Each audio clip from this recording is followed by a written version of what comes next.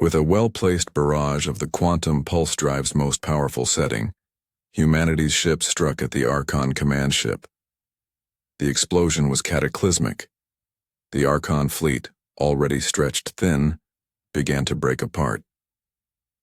With the loss of their command ship, the Archon's forces were thrown into disarray. The remaining Archon ships, now leaderless and disoriented, began to retreat. Victory was within humanity's grasp. The coalition of species, led by humanity, had fought back the greatest threat the galaxy had ever known.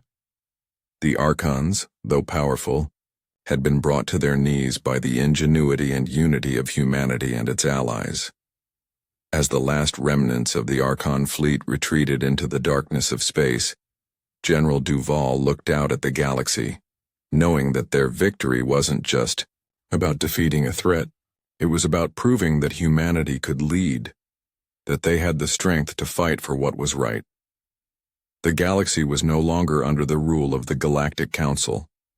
Humanity had shown the galaxy that a new era had arrived, an era where no species would be silenced, where no species would be cast aside. Humanity had not only survived, they had become the champions of the galaxy.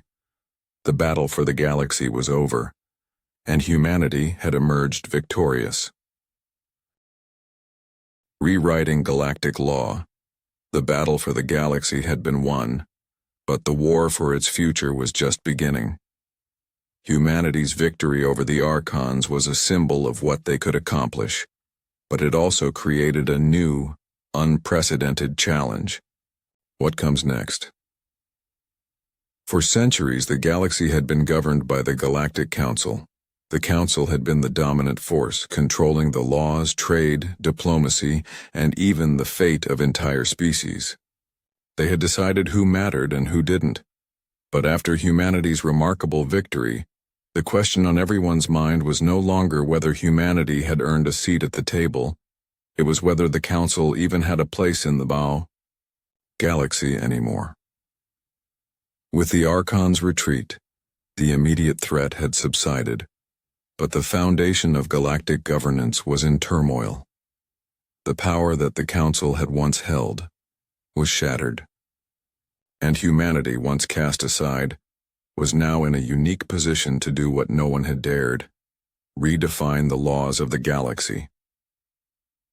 For months, President Sofia Mendoza, General Lucas Duval, and their allies worked tirelessly to craft a new system of governance. They knew that the galaxy couldn't simply return to the way things had been. Too many species had suffered under the Council's rule. The system was broken, outdated, self-serving, and focused on the power of the few rather than the needs of the many. Humanity's victory hadn't been just a triumph of military might. It was a triumph of vision. Humanity knew that they had to do more than just restore peace. They had to reshape the future. Humanity's leaders understood that a new system, one based on fairness, equality, and shared power, was needed. The laws that had governed the galaxy for millennia had to be rewritten, and humanity, now the galaxy's most influential force, was going to do it. The first step was to dismantle the old power structures. The Council, which had once been the ruling body of the galaxy, was now a relic of the past. The representatives, who had once sat at its table, smug in their belief that the galaxy was their domain to command, found themselves on the defensive. They were now facing a galaxy that had no intention of returning to the status quo. At a historic summit on the human homeworld of Earth, President Mendoza addressed a newly formed assembly, one made up of all the species who had once been marginalized, ignored, or oppressed by the old Council. These species were now united under one banner, and humanity stood at its helm. "We stand at the dawn of a new era," Mendoza declared. For far too long, the galaxy has been divided, ruled by the whims of a few. No longer. Today, we begin a new chapter, one where every species, no matter how small, no matter how young, has a voice. Today, we are not just rewriting the laws of the galaxy. We are creating a future where every life matters. The challenge of writing new laws for the galaxy wasn't simple. There were countless debates, negotiations, and disagreements. Some species were hesitant, worried that humanity's new laws would simply replace the old council's tyranny with another form of dominance. Others feared that the fragile peace achieved by the recent victory would shatter if the new laws were too radical. But humanity's commitment to fairness and equality stood firm. Their vision was clear: a united galaxy where cooperation replaced conflict and where the mistakes of the past would never be repeated. The first and most crucial change came in the form of the Galactic Rights Act, a set of laws that guaranteed equality for all sentient species, regardless of their power, size, or history. This act dismantled the hierarchical system that the Council had established, replacing it with a system based on representation, not domination. Next came the Unity Council, a new governing body that replaced the old Galactic Council. The Unity Council wasn't a body controlled by the most powerful species. It was a representative body, where every species had a say in the decisions that affected them. The days of a few elites ruling the galaxy were over. The Unity Council was composed of delegates from every species in the galaxy, chosen by their people, ensuring that no one species could dominate the others. General Duval, once a military commander, now found himself playing a vital role in the formation of the Intergalactic Defense Treaty. This treaty would establish a shared defense force not just for humanity, but for all species. The idea was simple: no species, no matter how powerful or advanced, could act unilaterally. The galaxy would be protected by a collective force, acting in unison to prevent future threats, like the Archons, from ever rising again.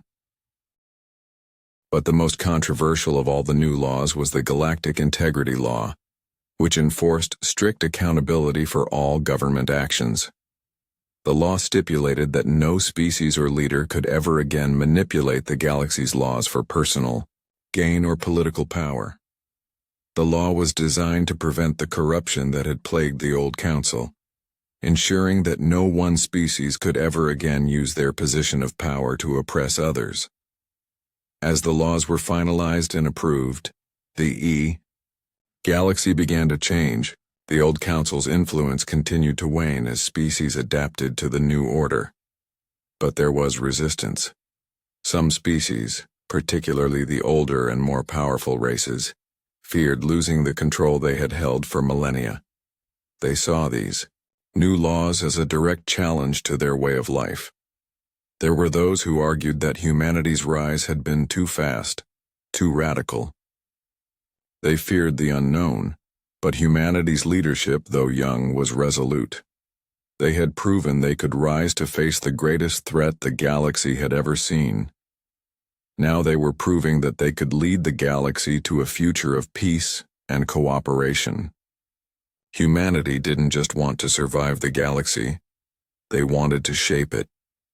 The Independence Fleet, once a symbol of humanity's struggle to survive, was now an ambassador for peace, traveling to distant planets, ensuring that the new laws were being respected and upheld.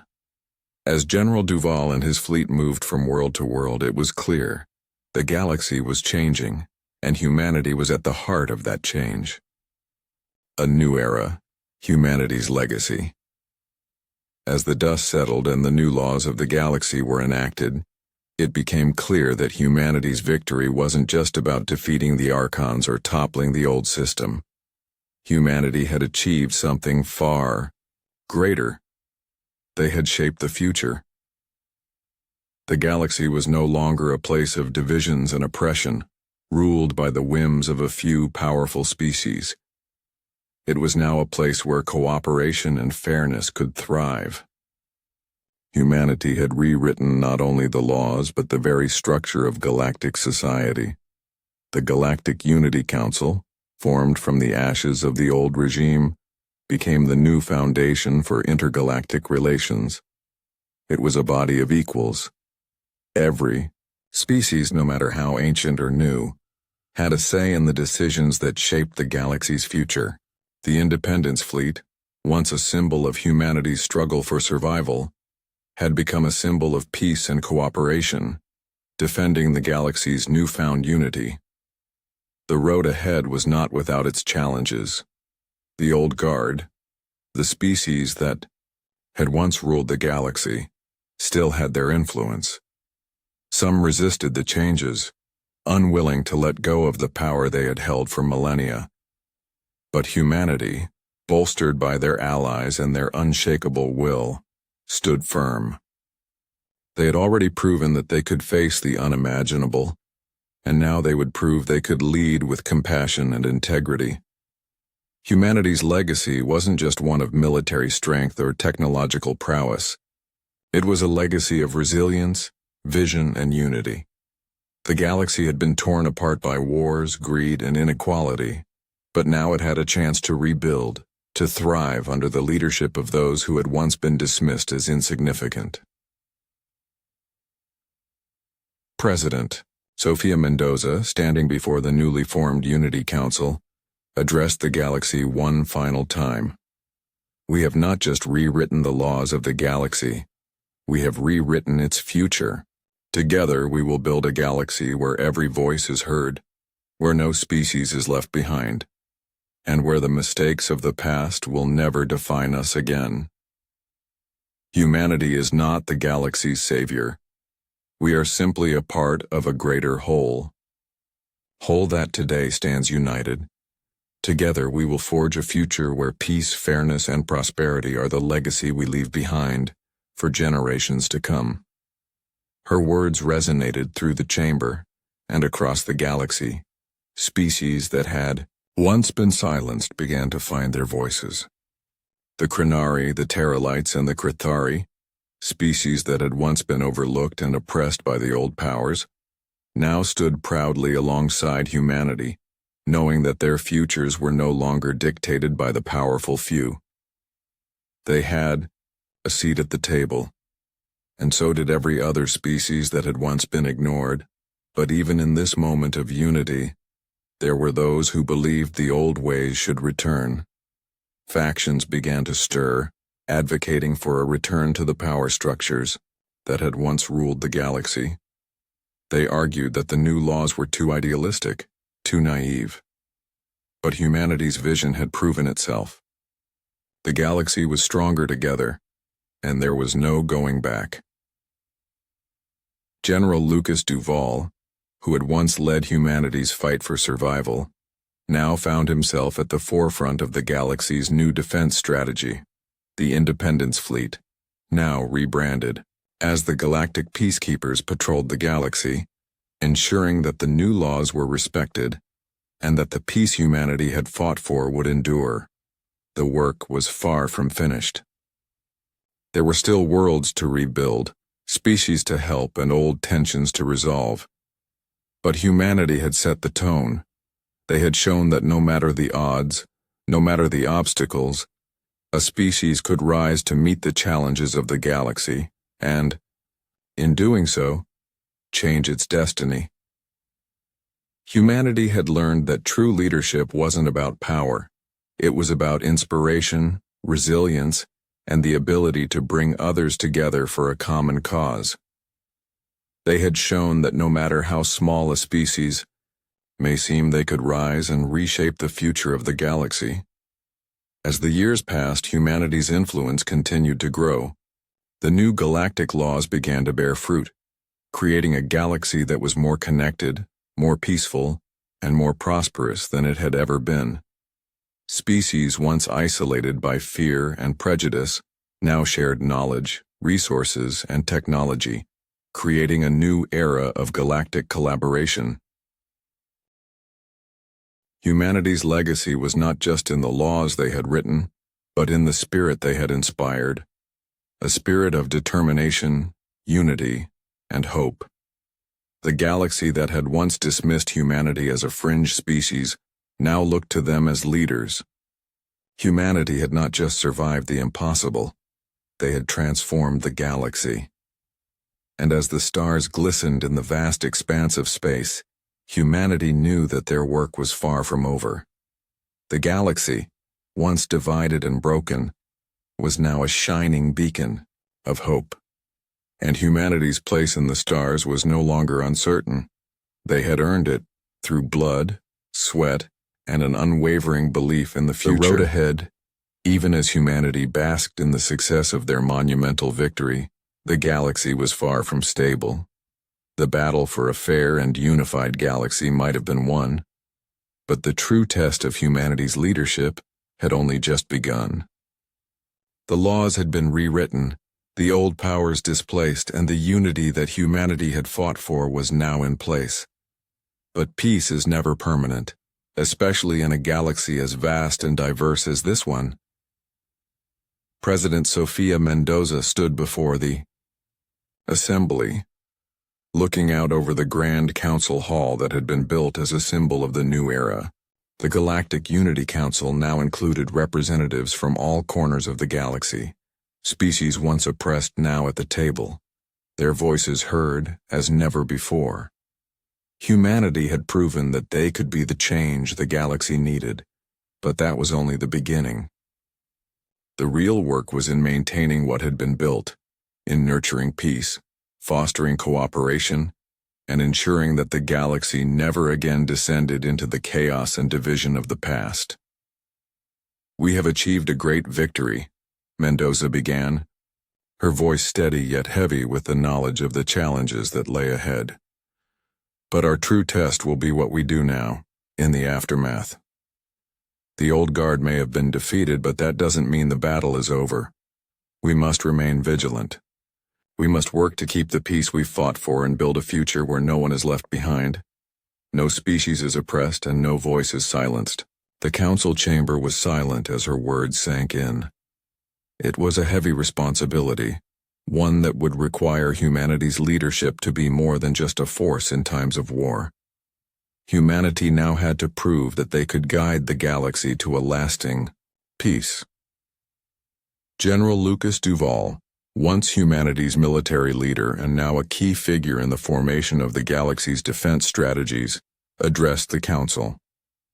"We've faced the darkness and we've won, but the darkness is never gone. There will always be forces that try to tear us apart, species that want to return to the old ways. We have to be ready for those who will try to disrupt this peace. We have to be the guardians of the galaxy, the defenders of the future we've created. We've shown that humanity can fight. Now we have to show that we can lead." The road ahead was daunting. The galaxy was recovering from centuries of stagnation and conflict. While the major powers were now united under the new galactic laws, there were still countless smaller factions and groups who refused to accept this new order. Some species felt marginalized even within the new framework. Some were unwilling to give up the old ways of exploitation and dominance. Others were simply frightened of the changes humanity had brought, fearing that their way of life would be overshadowed by the new power structure. There were factions within the galaxy, old enemies, and even former allies who secretly plotted to undermine the new laws. The remnants of the Archon Empire, though defeated, had not disappeared entirely. Some of their forces still roamed the outer edges of the galaxy, and their leaders had begun to organize, rallying those who sought to restore the old order. These forces had learned their lesson from the Archon's defeat, and they now operated in the shadows, waiting for an opportunity to strike. Humanity's first challenge was clear. They needed to address these emerging threats before they could undermine the unity that had been so carefully built. The new Unity Council was stronger than the old Galactic Council, but it was still vulnerable. The forces who opposed change would not rest easily. General Duval and President Mendoza, along with the leaders of the newly formed alliances, knew they had to stay ahead of the game. They began to focus on strengthening their military presence across the galaxy. Humanity's fleet, once a ragtag group of survivors, had now become a force for peace, the Galactic Peacekeepers, as they were called. But they would need more than just strength. They would need intelligence, strategy, and most importantly, a new way of thinking. Humanity had shown they could fight when necessary, but now they had to demonstrate that they could govern with wisdom. The next step was ensuring that the new laws were followed and that no species felt like they were being left behind. Diplomatic missions were established, not just between the major powers but also with the smaller, more isolated species. Humanity's leaders knew that real unity wasn't about dominance. It was about shared prosperity. Every species, no matter how small or large, had to be part of the galaxy's future. "We've proven that humanity can win battles," President Mendoza said in her closing address. "Now we must prove that we can win hearts. The galaxy has chosen to trust us, and we cannot afford to betray that trust. We will not be the oppressors that we once fought against. We will lead by example, showing that cooperation, respect, and justice are the true paths to peace." The final part of humanity's grand plan was to push forward with the Intergalactic Prosperity Initiative, a series of galactic projects aimed at improving the standard of living for every species in the galaxy. No longer would wealth and resources be concentrated in the hands of a few. The galaxy would be united in a common effort to share knowledge, technology, and resources in a way that benefited all. Humanity's vision of the future was not one of domination, but of equality. As humanity moved forward, it was clear that the future was theirs to shape. The road ahead was uncertain and the challenges were vast. But humanity's victory over the Archons, their efforts to rebuild the galaxy, and their determination to fight for a better future showed that they were no longer the outsiders. They were leaders. And as the galaxy began to heal, one thing was certain: humanity had proven that they could change the galaxy. They had rewritten its laws and created a new order, and they would continue to shape the stars, not through force, but through unity and a shared vision for a better future. Conclusion: the legacy of humanity. As the years passed, the galaxy began to transform into something unimaginable. What had once been a fractured, chaotic system of galactic powers, each fighting for dominance and control, had been reshaped into a cooperative, united force working together for the common good of all species. And at the heart of this transformation was humanity. In the years following the enactment of the new galactic laws, the stability that humanity had fought so hard to create began to take root. The Galactic Unity Council worked more efficiently than the old regime ever could. Humanity's leadership, though met with resistance from some, was eventually accepted by the galaxy's species as an example of strength, not through violence, but through diplomacy, compassion, and justice. The Intergalactic Prosperity Initiative was a resounding success. Species once struggling in the shadow of larger, more powerful empires now found themselves thriving. Technology was shared freely, resources distributed more equitably, and for the first time in millennia, there was hope. Real, tangible hope. That every species, no matter their size or age, had a chance to contribute to the future.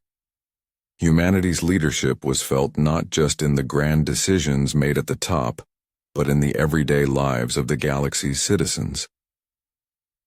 The roads that had been paved with war, division, and oppression were now replaced with paths that led to cooperation, exploration, and mutual respect. Humanity's commitment to fairness and equality was no longer just an ideal. It was a way of life, and it had spread far beyond their original influence. Yet, as with all things, the future was not guaranteed. Humanity had rewritten the laws, created a new galaxy, and ensured that no species would ever be left behind again. But peace was fragile. The galaxy had learned that the only way to truly ensure its survival was to remain vigilant. The lessons of the past, the wars, the betrayals, the suppression of others, could not be forgotten. General Lucas Duval, now regarded as one of the galaxy's greatest military leaders, had become a symbol of humanity's resilience. No longer a soldier of war, Duval now led efforts to ensure that the new laws were upheld, that every species had access to the opportunities they deserved, and that humanity remained a vigilant guardian of the peace they had fought so hard to establish. He often stood on the observation deck of the Eagle, staring out at the stars, reflecting on how far they had come. He could remember the dark days when humanity had been thrown out of the Galactic Council, left to fend for themselves. He remembered the struggles, the battles, and the sacrifices that had been made to bring them to this point. But what struck him the most was the realization that humanity had done more than just survive. They had done what no one else thought possible. They had changed the galaxy. And they had done it through sheer determination, intelligence, and the unwavering belief that they could create a better future, not just for themselves, but for all. Humanity had become the beacon of hope in the galaxy.